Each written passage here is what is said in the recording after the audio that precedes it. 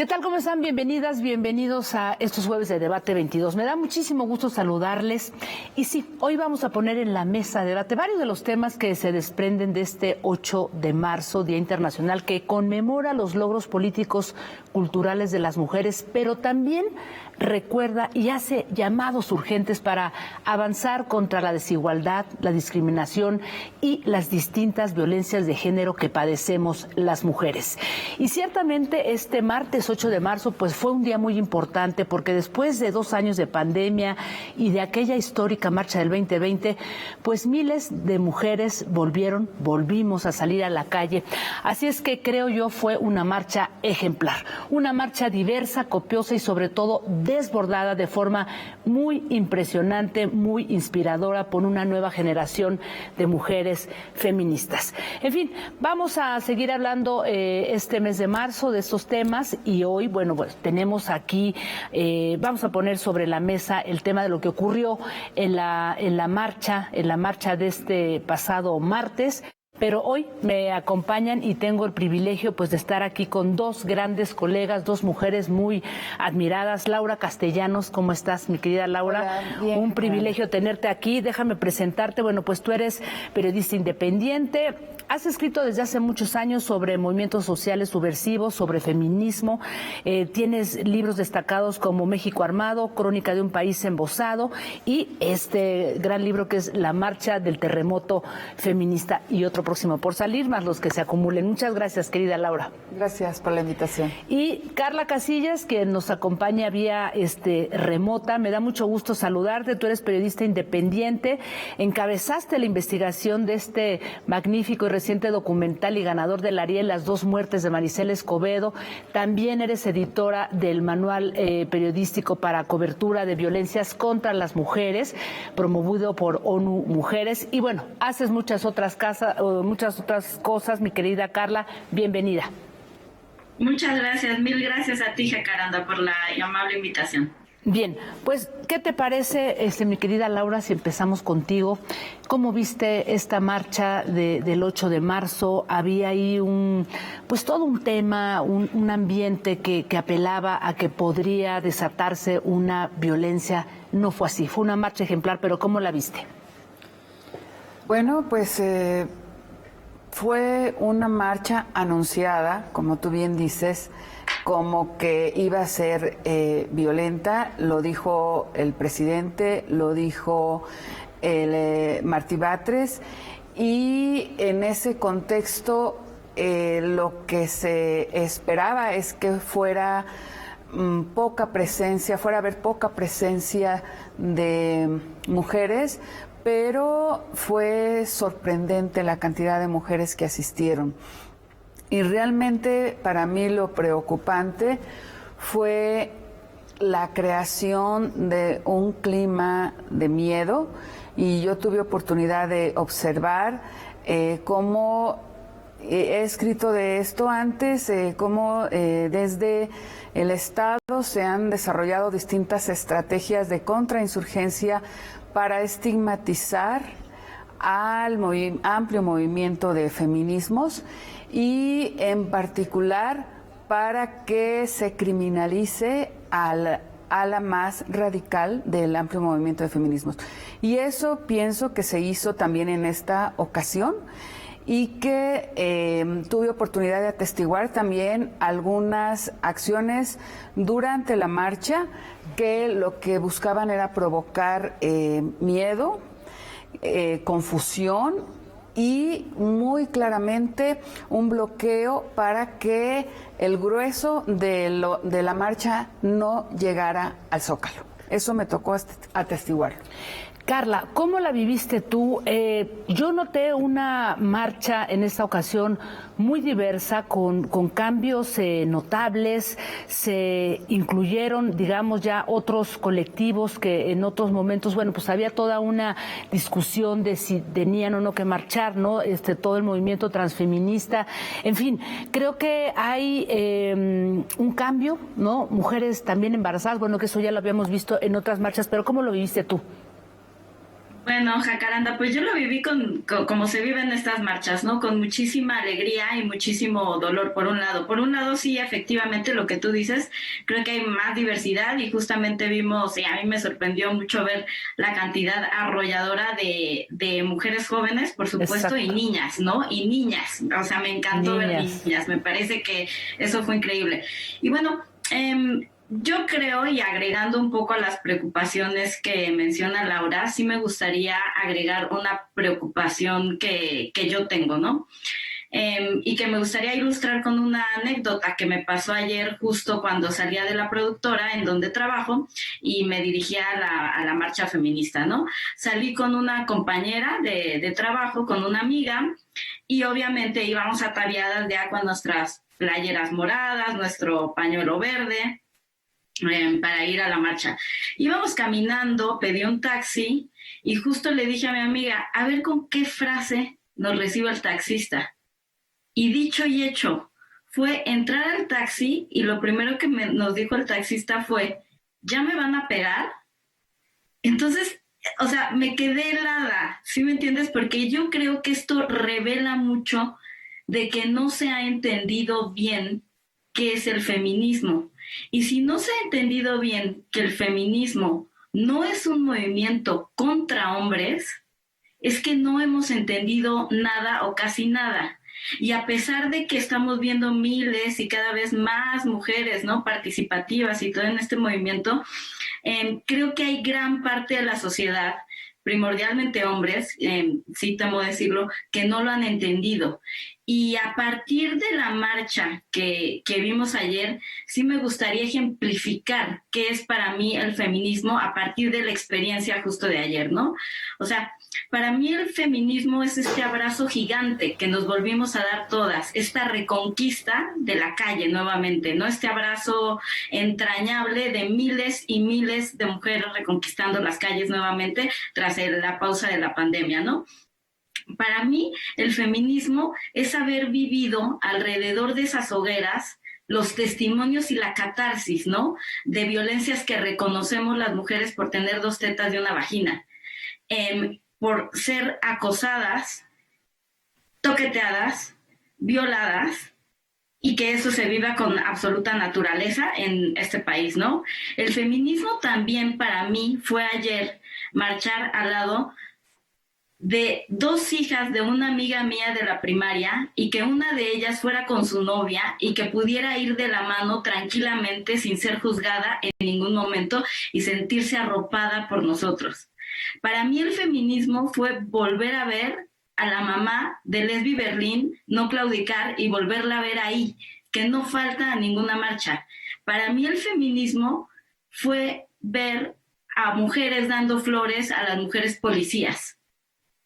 Para mí el feminismo fue eso y muchísimas cosas más, ¿no? O sea, sentir que este movimiento no se agota y que se enriquece con diversas posturas y diversos feminismos y, como dices, ¿no?, feminismos trans incluyentes, que se vio que no hubo ningún problema y que ahí estamos, ¿no? Y que ahí están las mujeres, ahí están las niñas y ahí está muchísima gente, ¿no? Y a mí me gustaría decirle al señor taxista, si en algún momento nos escucha, que salimos a protestar por la violencia que vivimos y para que su hija pueda ser libre y no sea violentada nunca en esta vida.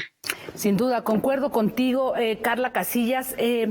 Laura, justamente pone un tema muy interesante, Carla, y que probablemente tiene que ver con esta narrativa que a veces no se logra comprender y que se difunde a través de las redes sociales y también de boca en boca, ¿no?, sobre lo que significa este movimiento feminista y que de alguna manera, pues también ha estado, como dice Carla, pues involucrado con otros feminismos, porque no es un movimiento unívoco, no es un movimiento unidimensional, ¿no? Y en ese sentido tenemos a este llamado bloque negro o de otras formas, mujeres que están embosadas y que abrevan de otros movimientos que probablemente tendrían que ver o no con el anarquismo y que utilizan acciones directas. Tú lo has estudiado muy de cerca. ¿Qué nos dices de esto? Pues que en todos los movimientos sociales hay expresiones que son más radicales. Y el amplio movimiento feminista no es la excepción. Que esta expresión radical Bloque Negro no es específicamente un grupo, porque así sea, digamos, denominado a toda aquella que se vista de negro.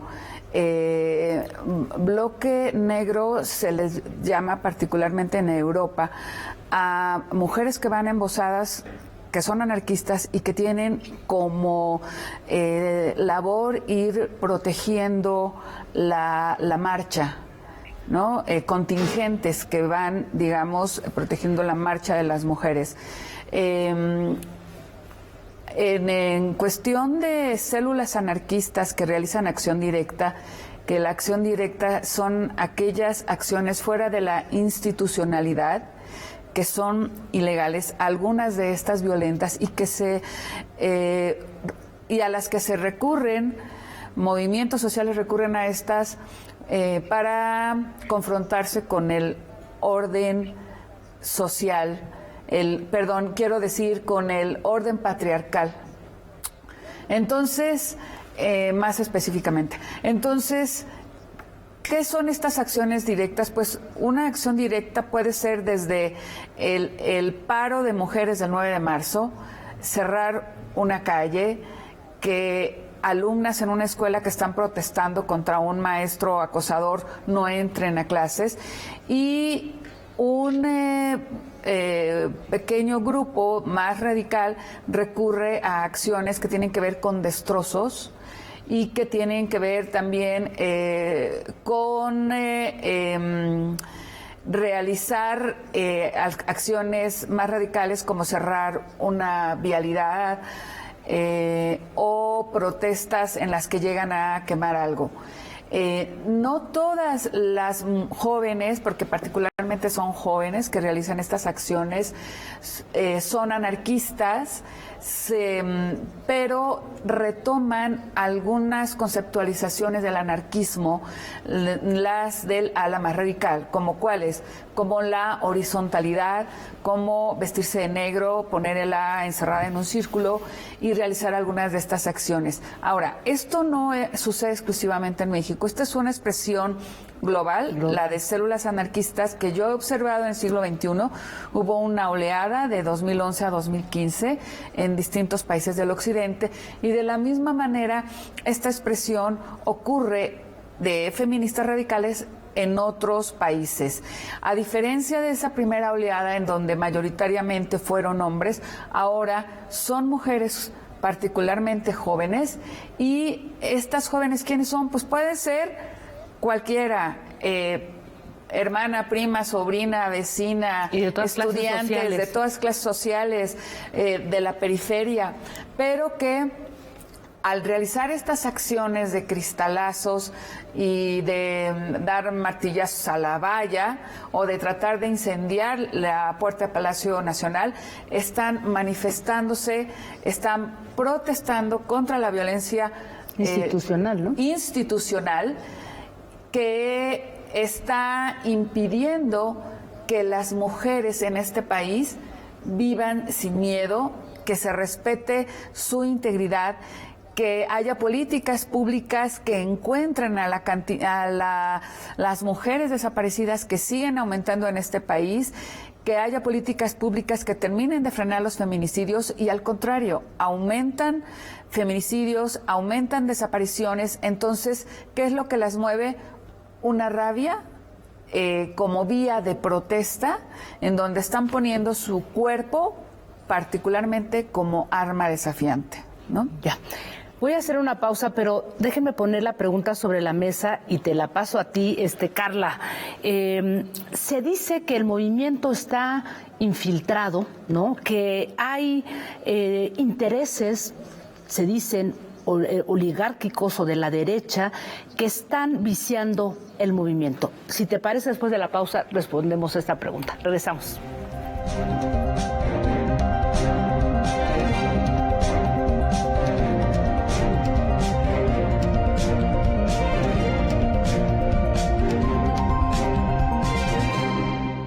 Bien, regresamos. Estamos conversando con Laura Castellanos, Carla Casillas, sobre pues este 8 de marzo 2022.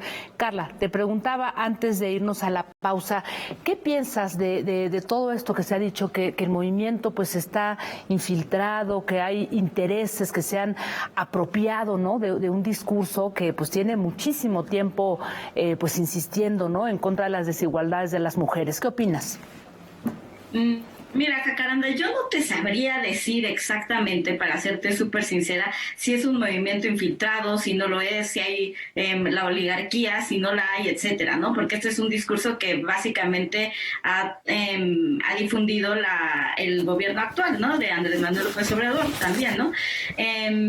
Lo que sí te puedo decir es que a nivel global, efectivamente, yo creo que hay un movimiento totalmente insólito de esta nueva ola feminista, totalmente legítimo y totalmente espontáneo, ¿no? Entonces, yo creo que más allá de ver y de decir, aquí entra este tipo de mujeres, este tipo de mujeres, este tipo de mujeres con ciertas o no ideologías, es importante ver la importancia histórica que ha tenido este movimiento en estos momentos, ¿no? En estos 2000. Por otro lado, también, y abonando un poco, ¿no?, a lo que decía Laura y al actual gobierno un poco, ¿no? Yo siento que sí, pocos días antes de la marcha, un día antes de la marcha, efectivamente hubo una intención de desincentivar la participación de las mujeres, metiéndonos miedo, ¿no? Las bombas Molotov, lo violenta que va a ser, desde el gobierno de Andrés Manuel López Obrador y desde el gobierno local de Claudia Sheinbaum, ¿no? Como lo vimos con Martí Batres. Pero efectivamente, o sea, yo siento que al final la presencia de las mujeres, que fue aplastante, logró de alguna manera decir que de ninguna manera nos van a parar, ¿no? Y yo creo que eso fue muy importante. Tuvimos ahí, yo creo que AMLO ha abierto sin duda puertas peligrosas con el desdén con el que ha tratado al feminismo en sus años de gobierno. Nos ha tratado con desdén, ha abierto puertas peligrosas. Tenemos el tema de los refugios de mujeres, de las guarderías, ahora de los colegios con jornadas que se han reducido las jornadas de tiempo completo, y este desdén obviamente se manifiesta en declaraciones como los que hace Martí Batres, también en caricaturas tan polémicas, ¿no?, como la del Fisgón, que criminaliza el movimiento, o también de momento eso. De acuerdo. Laura, estamos en presencia de esto que podría ser una cuarta ola feminista, y que es un tema que tú has abordado de manera muy profunda. Nuevos derroteros, nuevas maneras, digamos, que de abordar, ¿no?, la feminidad, entrar en los problemas, porque hay que decirlo, o sea, yo creo que este es un movimiento anticapitalista, ¿no? Eso es fundamental, anticolonialista, antipatriarcal. ¿Qué hay de esa cuarta ola en la que tú has insistido? Pues exactamente lo que tú estás diciendo, y sobre todo lo que estamos presenciando es el movimiento más insurreccional en la historia de este país, y también, digamos, de manera global. Estamos ante la revolución social del siglo XXI, y precisamente por eso es que este país, esta sociedad en general que es tan conservadora, y este presidente que es tan conservador, aunque lo definan como el presidente más feminista de la historia, pues tiene tremendamente estigmatizado el amplio movimiento de feminismos que hay. Y lo que yo sostengo es que precisamente como estamos ante el movimiento más insurreccional de mujeres en este país, desde el aparato de Estado, lo que ha brotado son estrategias de contrainsurgencia para sofocarlo. ¿Y a qué me refiero con esto? Tú estabas preguntando hace un momento sobre los señalamientos en este caso, quien los ha hecho es el presidente, de infiltración al movimiento feminista. Y eso es una estrategia contrainsurgente, la desacreditación social y la estigmatización. Pero ha habido otras estrategias contrainsurgentes que se han aplicado para sofocar este movimiento. En las marchas anteriores, que es lo que vimos, una represión policíaca. Estamos viendo también persecución judicial contra integrantes del ala más radical. La marcha anterior vimos cateo ilegal y algunas de estas jóvenes denunciaron incluso siembra de bombas molotov, de droga y de armas punzocortantes por las que fueron en ese momento acusadas. Y la brigada marabunta también señaló que se han usado dispositivos químicos como gas pimienta. Ahora en esta marcha reciente marcha dijeron que se había usado gas pimienta, aunque las autoridades capitalinas dijeron que no. Entonces, estas acciones contrainsurgentes lo que quieren provocar es eso, la criminalización de la protesta. Las mujeres durante la pandemia salieron poco al espacio público y aquí lo que me parece muy interesante, Jacaranda, es, cito a Irma Saucedo, que es la feminista pionera en estudios de violencia de género. ¿Por qué provoca tanto escándalo? ¿De qué manera el gobierno federal ha abordado esto? Lo vimos ayer con la cantidad de vallas y de filas de policías para proteger el Palacio Nacional, ¿no? De vallas metálicas enormes ante esta expresión de estas mujeres radicales. Pues porque, dice Irma Saucedo, la violencia ha sido monopolio del Estado y de los hombres. Y precisamente, ¿qué sucede cuando mujeres y mexicanas recurren a expresiones de violencia como dar cristalazos o hacer destrozos? Pues imposible, ¿no? Protesten pero calladitas, protesten pero sin romper un cristal. Tienen que expresar su rabia, pues bueno, griten durante la marcha, pero no hagan pintas. Entonces, eso es lo que ha provocado que haya toda esta violencia institucional de acciones contrainsurgentes, que haya una expresión que se radicalice más. La tesis fundamental de Carlos Montemayor, que nos explica esta violencia en este momento, de este legendario historiador ya fallecido, que dijo: es la violencia institucional la que genera la violencia popular, se aplica. Es decir, la violencia institucional de este gobierno y del aparato de Estado es la que ha provocado un proceso de radicalización de un ala de jóvenes feministas en México. De acuerdo. Déjame ir contigo para terminar, Carla, y aprovechando que, bueno, pues tú formaste parte de este manual que hiciste junto con ONU Mujeres sobre el manejo, ¿no? La cobertura de los medios al tema de las violencias contra las mujeres. ¿Cómo lo viste? ¿Cómo viste tú el manejo? Porque ese también siempre ha sido un tema, ¿no? Los medios corporativos, cuando les conviene, exaltan la violencia y cuando no, no. ¿Cómo viste hoy ese manejo? Tu micrófono. Perdón. Creo que sin duda, Jacaranda, y para bien de todos, ha habido un giro. Ha habido una didáctica que hemos hecho precisamente mujeres periodistas a partir de muchísimas cosas espontáneas, como la correctora que corrige titulares y que evidencia, ¿no?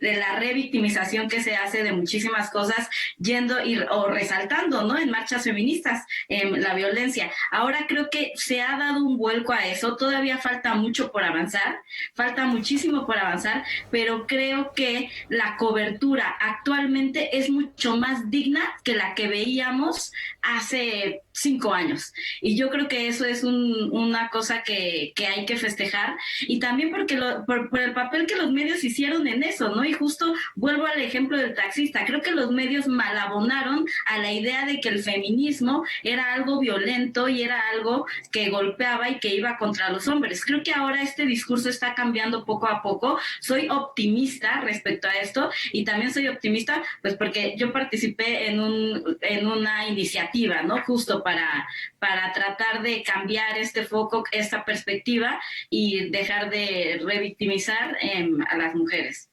De acuerdo, pues quiero ponerlas como violentas. Así es. Pues quiero agradecerles a ambas su presencia hoy. Muchas gracias, Laura. Muchas gracias, Carla. Reflexiones muy importantes. Y como siempre, lo he dicho, lo reitero, este espacio está abierto a todas las voces más diversas. Y pues gracias de nuevo. Gracias por estar aquí con nosotras. Y gracias a todas y a todos por habernos acompañado. Nos vemos el próximo jueves. Recuerden que el programa se queda en la plataforma de N22 en la cuenta de YouTube. Nos vemos. Descansen.